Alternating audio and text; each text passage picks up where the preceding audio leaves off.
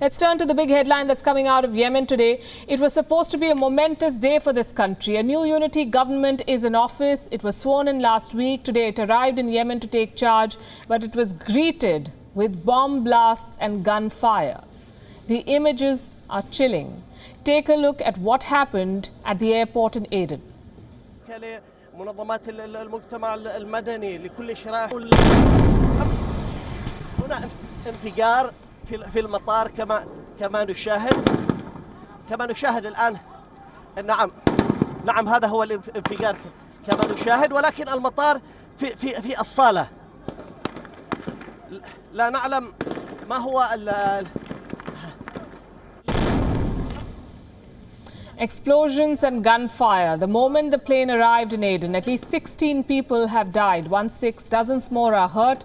Reporters on the ground heard 2 blasts. The explosions destroyed vehicles and shattered glass. The airport was filled with white smoke. The attack happened right at the moment when the new cabinet of Yemen was deboarding the plane. They had returned from Riyadh. That's where they had taken the oath of office.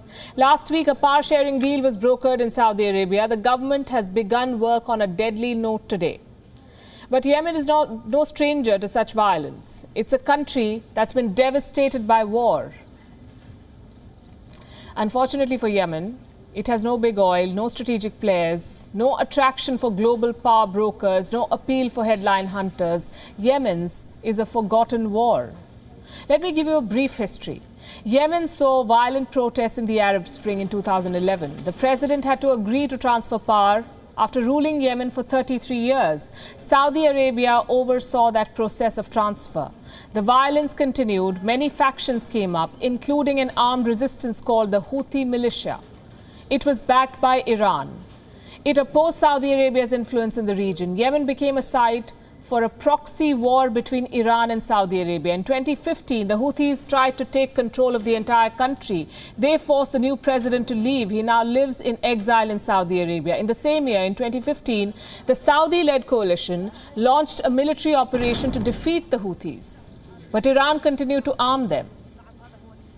The spiral of violence continued. More people suffered. In 2019, Saudi Arabia brokered a power-sharing agreement, an agreement to give equal representation to all regions in the government in Sana'a. A new government was formed. It was supposed to jointly take on the Houthis. On the day of the oath-taking, President Hadi said the government is moving towards a new Yemen. Today we are facing a new phase that must prevail in brotherhood and association. We need to reject division, direct towards building the state and its institutions. We need to resolve the concerns of the people and face challenges and move on towards the path of the future of a new Yemen.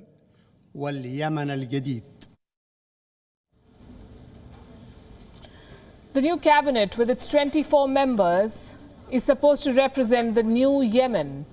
But the old Yemen will not leave them in a hurry. Today's blast is a grim reminder. The world may have forgotten the war. The people of Yemen may be dying of hunger and lack of basic facilities. But these fighters, backed by Saudi Arabia on one side and Iran on the other, continue to fight for power. For now, the Houthis are denying responsibility for this attack. The United Nations Special Envoy for Yemen has called the explosions an unacceptable act of violence. Words that help no one, frankly. This is a developing story. We'll keep track. WION is now available in your country. Download the app now and get all the news on the move.